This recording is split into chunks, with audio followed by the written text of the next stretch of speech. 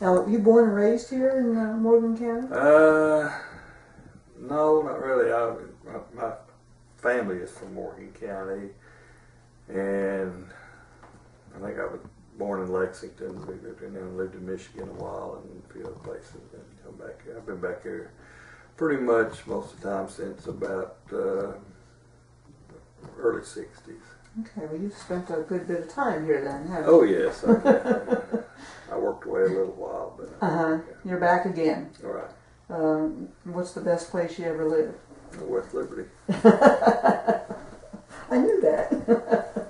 I want to start our conversation with just sort of beginning to talk about diabetes. So when you hear that word, what comes to your mind? What do you think of? Well, it's a disease that a lot of Americans have, especially in eastern Kentucky, and it's dealing with your glucose tolerance and different things like that, and diets and being overweight and other ideas, you know. And what's been your experience with diabetes? Well, I was told I was a pre-diabetic, and I've been that way since about 2007. And I've not had any major problems or anything since this. I had a friend that was diagnosed as a diabetic, and within a couple of years he had a heart attack and died. I never had any heart problems prior to this time, you know. But I've had gone to some training on what I should and shouldn't do, and eat and shouldn't eat, and I don't have, I've not changed things a lot. I try to stay away from a lot of the foods that raise you. And I actually started doing this before I was a diabetic, because the friend I had, we would fishing a lot and did a lot of things. And when we'd eat out, he had to watch it. I kind of watched too while I was there, you know. So, you know, found out that it's kind of difficult to do everything, eat everything that you're supposed to, or not eat things you're not supposed to. I hear you. How's your blood sugars run? Usually a little higher of a morning. Then it'll run anywhere from 108 to 120s of a morning. But it seems to not do too bad during the day. Now, you know, after a meal it may get up to 150 or something, 60. But most of the time it's, I'll check it within a couple of hours after eating. It's in say anywhere from 106 to 115 or something like that. Now if I get out and get out of the house when I'm not snacking all the time, I go to the golf course and play golf and different things. I come back and maybe anywhere from mid-80s to the 90s, or around 100. So it sounds like you kind of keep track of it. I try to. You know, I try to check it. Do you recall what your last hemoglobin A1C was? Seemed like it was like 6.2. Okay. So and that was really a little high. That's about the highest one I've had, 6.2 or 6.3, somewhere in that neighborhood. So you've been pretty conscious about really working to control your I try to, yeah. I know that a lot of problems that you can have if you are a diabetic, the heart problems and vision problems and other problems, that you can have, that I really don't want to get into if I can keep out, I thoroughly understand that, that's for sure. Now,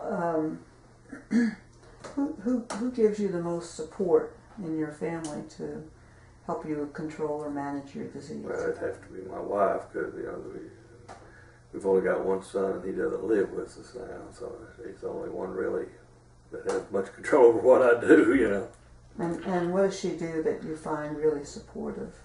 Well, she tries to cook the meals and things and stay away from a lot of the things, the processes I shouldn't be eating, Now, I'll be the first to admit that I do eat things that I'm not probably shouldn't eat, but I know they told me when I took some training at St. Clair Hospital on this in Moorhead that there's not anything you can't eat. Just you have to be try not to eat a lot of it and things more sparingly. Mm-hmm. Does your wife cook from scratch? Sometimes. What's sort of a usual or favorite kind of meal that you have? Well, she may fix some type of meat. I come from a long line of meat eaters. I like to try to. She doesn't fix a lot of potatoes. She has to try to have vegetables. She tries to cook vegetables all the time. Y'all have a garden? I used to raise a garden, and I started having some back problems, so I just kind of quit. I fell, hurt my back, and I kind of quit raising garden after that year. But just about a mile from our house, they have this big, Sarah Fan that works here has this big garden that we call that our garden, where we get. So you go over and buy some. We try to buy local as much as possible. Another friend of mine raises tomatoes and sells them at the farmer's market, and he's about ready to start selling them. So I'm ready to start buying them and eating them. And a friend of mine, he has a little garden. When he has extra stuff, he hollers at me, and sometimes he brings me cucumbers, and peppers, and things, and pick beans and different things. Fresh. Try to get fresh vegetables as much as possible. Mm-hmm. It's nice to have that opportunity. Oh yes, yes. Yeah. We really appreciate that. Are there things that people in the community could do to support others, yourself and others that have diabetes? Well, one thing that they do have here, they have what they call they have a diabetes walking club that meets once a month. And matter of fact, it was a nurse that does that that's the one that called me for this interview, Pat Johnson, I believe her name. And they every month they will check your glucose, sugar level, glucose level, and blood pressure, and weight, and body fat, which that's not always a good thing.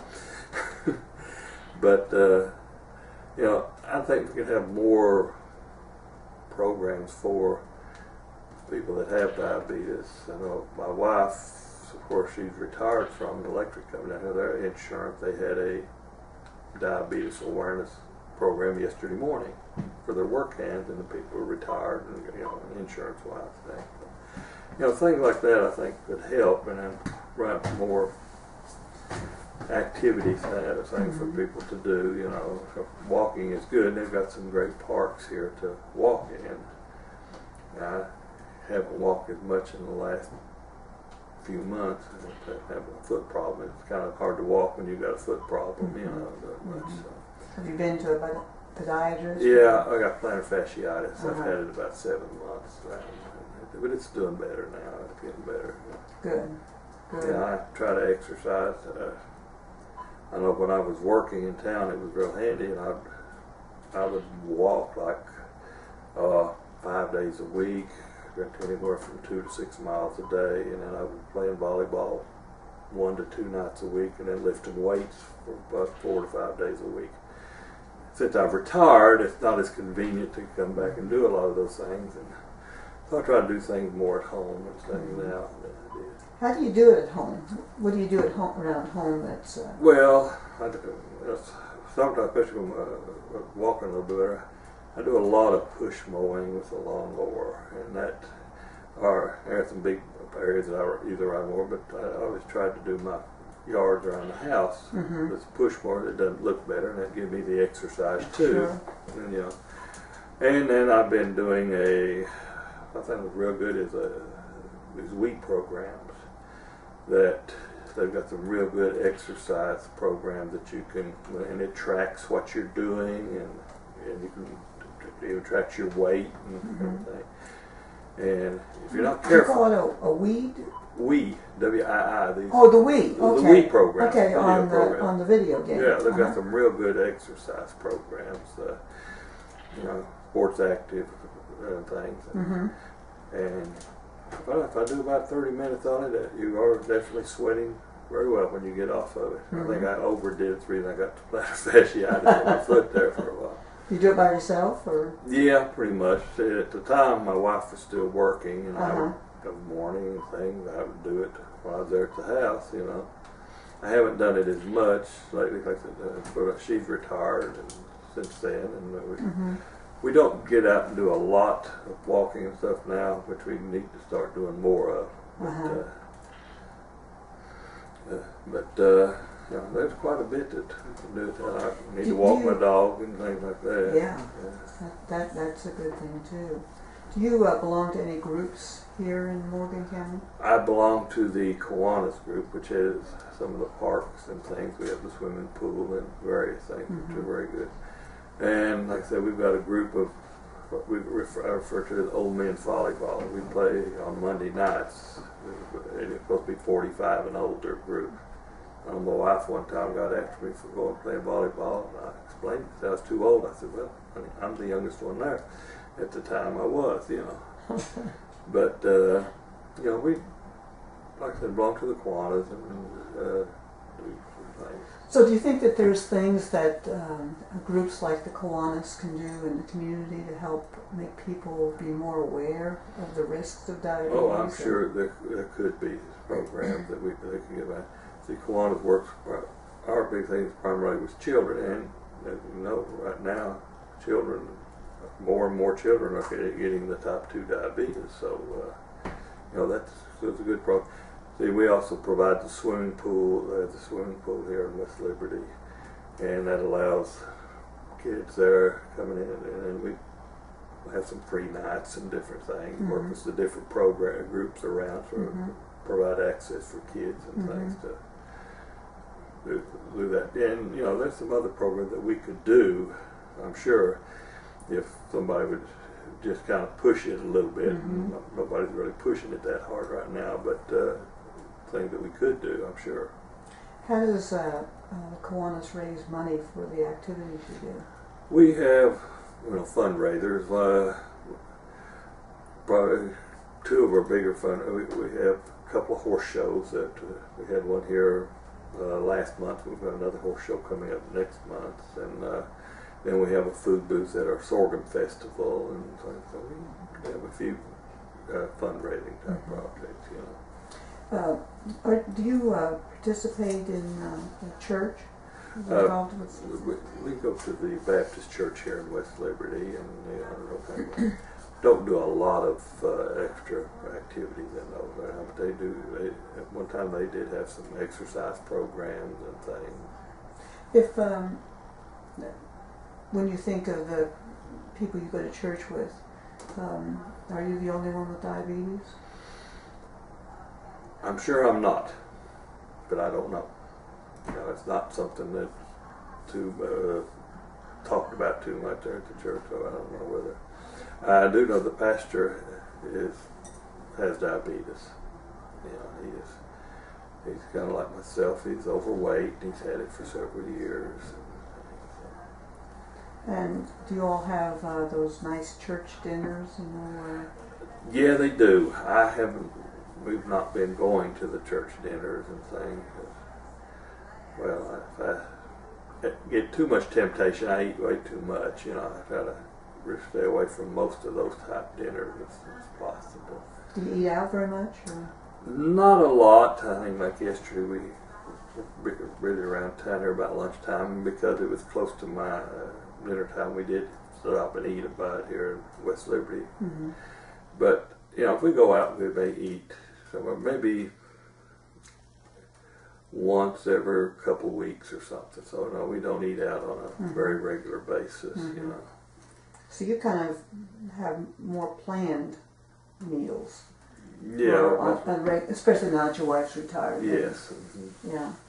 And do you do any cooking? Very little. I mean, I can do a little bit. I don't do it. Yeah. Sometimes she'll ask me what I want for lunch. I thought I'll just fix a sandwich. Try to save her for work, you know. And like I said, we try to watch, you know, like the sandwiches. I very seldom do I ever eat any regular white bread anymore. Most of it is whole wheat bread, you know, type of thing. Now you, I think you said you have a son, Yes. and do you have any concerns that he might get diabetes? Yes. Because he's a little overweight too, and I don't know exactly how much heredity is involved with diabetes, but I know there's some other physical problems that I may pass on to him, that heart conditions and things like that, but he stays fairly active. And Do you have conversations? Do you talk about it to him? well, we talk about the different, what he needs to watch, but now without all alone, he's doing better. He's been kind of watching what he's been eating lately quite a bit, losing some weight and stuff. So his girl he dates has been very supportive about helping him watch his weight and stuff, so that's doing well. Mm-hmm. That helps sometimes. Oh yes, yes. Of course, her being skinny makes it, Well, that helps too. Excuse me. Do you think that where in Morgan County do you live? Well, from here I live about 3 miles. I live on 460 going out of West Liberty, just past West Liberty Morgan Central Elementary School. I live just across the road from it. Right, so do you think that there's things that the school could do differently to really help promote health in children? Oh yeah, one thing I think they need to get back to more physical activities for the kids. I think they've done away with a lot of it from what I understand. See, I'm a retired school teacher, so I knew how things were back 10 years ago and things. But I understand they've kind of done away with a lot of the programs and things, and I know that, especially at the high school where I taught for about 18 years, that I thought they were good meals at the time because kids didn't like them. But they weren't necessarily real healthy meals. They were following the USDA guidelines and all this stuff. But still, the food that you were eating was not necessarily what I call really healthy. They end up having like a pizza line that the kids could get pizza every day if they want to. And nobody likes pizza any more than I do, but it's not good for you. I've eaten quite a bit of it in my life. Do you think there's some things that, or maybe let me ask it this way: is there anything you could suggest that might, because money's a factor with schools? Oh yes. Yeah. So, is there anything you could suggest that wouldn't necessarily cost a lot of money that could be done? Well, like I said, I think with some government programs and things with their meals and things, they could do better. And I know the kids won't like it. When I was good, I wouldn't have liked it. But you can have a little better meals, more healthy meals, not as much cornbread and biscuits and pizza and other type foods, And I think they could provide more exercise programs for their kids, just active programs, And I know they are kind of, you have staff restrictions and what they can do on there. But I'm sure there are things that could be done if enough pressure was applied. If the public, would meet with them and demand more. But the problem we've got is the public doesn't want it. They're happy with the meals the way they are, and they're like the rest of us. A lot of the parents are overweight, don't do the exercise that they need, other than what they do at work or just around the house. And and a lot of them are time restrictions on them that they don't fix sometimes the greatest meals for the kids either. It's easy to give them a hamburger and French fries and go on, But until the parents start really pushing for it, then the school's not going to do a whole lot more unless the government just mandates, that program. Do you have any ideas about things that could actually help motivate parents or get parents involved more in the community? And well, I think, a lot of them, I think, need to be educated more in what their children need to be doing. It's a lot easier for them to take their child and just let them play their video game, get on their computer, get on their cell phone, do their texting and all this stuff, instead of actually getting out and doing something. Mm-hmm. It's, I understand it's easier to just say, all right, do this, and stay out of my hair, than it is to, all right, now we need to get out and do this. Do you think parents are engaged with their children? Are they not talking like they to used to. Not like they used to. I think in some instances, yes, but in most earlier, maybe that's kind of. I think once they get up into the teenage years, and you know how teenagers are, they're hard to communicate with. And some of them, even after they get out of the teenage years, and a lot of times it's just easier to let them go, and then it is to try to, work with them a little more. Being a school teacher would give you some insight to these kids and their families, I think. One of the things that people did all the time years ago was to eat together, have meals together. Oh, yeah. Do you think that's something that happens? No. I mean, I don't think, oh yeah, you'll have meals together, but I think a lot of times it's easier to just let them kind of graze through there as they want to and eat, and then go in the living room, watch TV, or go to your room and watch TV, take your meal with you, instead of just sitting down and having a family meal. Do you remember as a child yourself having family meals? That's all we had when I was a child. And what was that like? Tell me what it was like. Well, I had two brothers. I was the oldest of three children, and we had when supper was ready, we sit down and we eat supper. We didn't just grab it and run or go in there and watch TV and things. You sit down and you eat. And do you remember your conversations, the kinds of things? Well, we didn't have any major conversations, It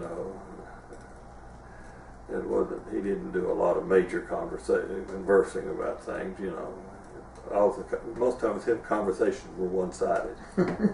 He told you what was going on and you listened, The dad spoke and everybody listened. That was pretty much it, yeah. Uh-huh. But, you see things on TV a lot today, they're talking about getting the kids to sit down at the table. They don't have time. Well, they've got a lot of them. There's a lot of things that they're doing after school, and it's hard to get that time to get everybody together. The parents are running here to basketball games or baseball games or whatever, and it's just hard to get them all together anymore. Mm-hmm. How about, because there's an awful lot of people that aren't so advantaged, don't actually have an extra car or don't have the money to support their kids. Oh, yeah. What's going on in those families in the community, and how can we get them more involved? Well, they're providing a lot of programs even now for the kids during summer, especially during summer school. When school's in session, it's pretty much, you do what you need to do at school, and then come home, that's it. Or, they just don't have the time to do all the extra, because that's when your time is really so kind of tied up when school is in session, until about 3 o'clock in the afternoon.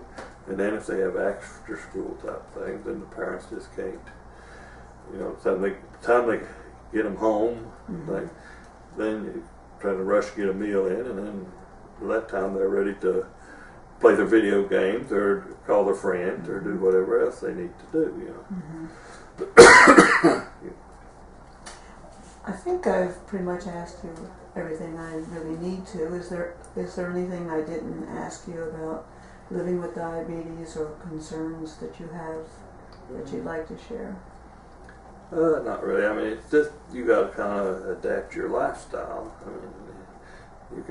I've seen people with diabetes that they were going to keep doing what they did regardless, and they didn't really realize what the outcome was going to be. Excuse me. But it's to me, it's not been a major. Of course, I haven't gotten to the point where I'm having to take insulin and do all this stuff, other stuff. You know, I still just take. I think metformin's the only thing I'm on right now, and that's, you know, it does a pretty good job. You have trouble with getting medical care? No. I don't have any problems there. Good. You know, I'm lucky. I have good insurance, and I have not had too much problems. And, you know, I got to go. You know, most of the local doctors, and then like I said, they go to wherever I need to go. You know. Right.